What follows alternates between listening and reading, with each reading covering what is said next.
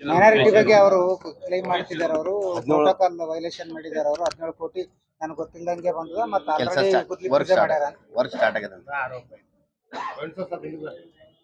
ನನಗೆ ಇದ್ದ ಮಾಹಿತಿ ಪ್ರಕಾರ ಒಬ್ರು ಅಧಿಕಾರಿ ಹೇಳಿದ್ದಾರೆ ಇವು ಇನ್ನೂ ಟೆಂಡರ್ ಆಗಿಲ್ಲ ಅಂತ. ಆದ್ರೆ ಮಾಧ್ಯಮದವ್ರಿಗೆ ಅವ್ರು ಏನ್ ಹೇಳ್ತಾರ, ನನಗೆ ಗುದ್ಲಿ ಪೂಜೆ ಕರೆದಿಲ್ಲ, ನನ್ನ ಗಮನಕ್ಕೆ ಇಲ್ದೇನೆ ಆಕ್ಷನ್ ಪ್ಲಾನ್ ಮಾಡಿದ್ದಾರೆ ಅಂತ. ಅಂದ್ರೆ ಇದು ಸಾರ್ವಜನಿಕರಿಗೆ ಮತ್ತು ಮಾಧ್ಯಮದವರಿಗೆ ಎಲ್ಲರಿಗೆ ದಿಕ್ಕು ತಪ್ಪಿಸುವಂಥದ್ದು, ಸುಳ್ಳು ಹೇಳಿ ಪ್ರಚಾರ ಪಡ್ಕೊಳ್ಳೋದು ಮತ್ತು ಒತ್ತಡ ಹಾಕೋದು ಮುಖ್ಯಮಂತ್ರಿ ಮೇಲೆ ಅಲ್ಲಿ ಜಮೀರ್ ಅಹಮದ್ ಮೇಲೆ ಹಾಕಿ ಏನಾದರೂ ಒಂದು ದೊಡ್ಡ ಡೀಲ್ ಮಾಡ್ಕೋಬೇಕು, ಇಲ್ಲ ಮಂತ್ರಿಗಿರಿ ತಗೋಬೇಕು, ಇದೇ ಉದ್ದೇಶದಿಂದ ಈ ರೀತಿ ಇವರು ಇಷ್ಟು ದಿವಸ ಸುಮ್ಮ ಕುಂತಿ. ಮನೆಗಳು ಅಪ್ರೂವ್ ಆಗಿದ್ದು ನವೆಂಬರ್ ಡಿಸೆಂಬರ್ದಾಗ ಹೋದ ವರ್ಷ 2024. ಆದ್ರೆ ಈಗ ಅವರು ಇದು ಯಾಕೆ ಪ್ರಶ್ನೆ ಎತ್ತಲತ್ತಾರ ಅಂತ ಅನ್ನೋದು ನಮ್ಮ ಪ್ರಶ್ನೆ. ಇವರು ಮಹಾಭಾರತದ ಶಕುನಿ ಇದ್ದ ಹಾಗೆ, ಮಹಾಭಾರತದ ಶಕುನಿ ಮೂಲ ಉದ್ದೇಶ ಏನಿತ್ತು ಅಂತಂದ್ರೆ ಕುರು ವಂಶವನ್ನ ನಾಶ ಮಾಡಬೇಕು ಅಂತಂದು. ಯಾಕಂದ್ರೆ ಅವ್ರ ಸಹೋದರಿಗೆ ಒಬ್ಬ ದೃಷ್ಟಿಹೀನ ಧೃತರಾಷ್ಟ್ರ ಜೊತೆ ಮದುವೆ ಮಾಡಿದ್ರು, ಮತ್ತು ಅವ್ರ ವಂಶಸ್ಥರಿಗೆಲ್ಲ ಸೆರೆವಾಸ ಹಾಕಿದ್ರು ಅಂತಂದು ಅದು ದ್ವೇಷದಿಂದ ಅವರು ಶಪಥ ಮಾಡಿ ಕುರುವಂಶ ನಾಶ ಮಾಡ್ಬೇಕಂತ.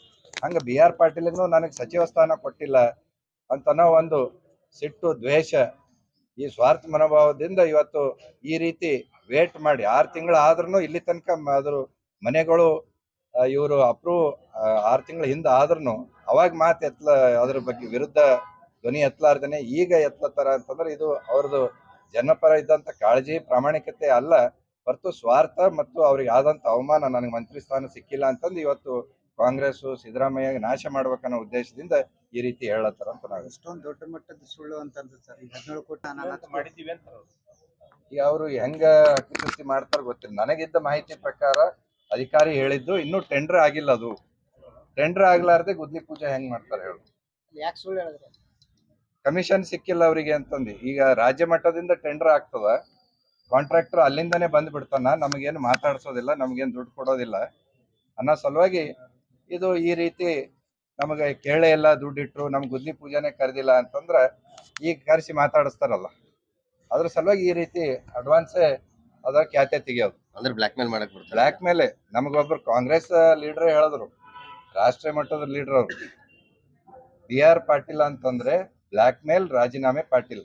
ಯಾವಾಗ ಬ್ಲಾಕ್ ಮೇಲ್ ಮಾಡ್ಬೇಕು ಅವಾಗ ಬ್ಲಾಕ್ ಮೇಲ್ ಮಾಡ್ತೀನಿ ಅಂತೀವಿ, ಯಾವಾಗ ರಾಜೀನಾಮೆ ಕೊಡ್ತೀನಿ ಅಂತಾರೆ ಅವಾಗ ರಾಜೀನಾಮೆ ಕೊಡೋದು. ಇದೇ ಒಂದು ಕೆಲಸ ಅಂತ ಕಾಂಗ್ರೆಸ್ ರಾಷ್ಟ್ರೀಯ ನಾಯಕರು ಒಬ್ರು ನನಗೆ ಬೆಂಗಳೂರದಾಗ ಸಿಕ್ಕಾಗ ಹೇಳಿದ್ರು, ನಿಮ್ BR ಪಾಟೀಲ್ ಅಲ್ಲವ, ಬ್ಲಾಕ್ ಮೇಲ್ ರಾಜೀನಾಮೆ ಪಾಟೀಲ್ ಅಂತ. ಅದ್ರ ಫುಲ್ ಫಾರ್ಮ್ ಮಾಡಿ ಹೇಳಿದ್ರು.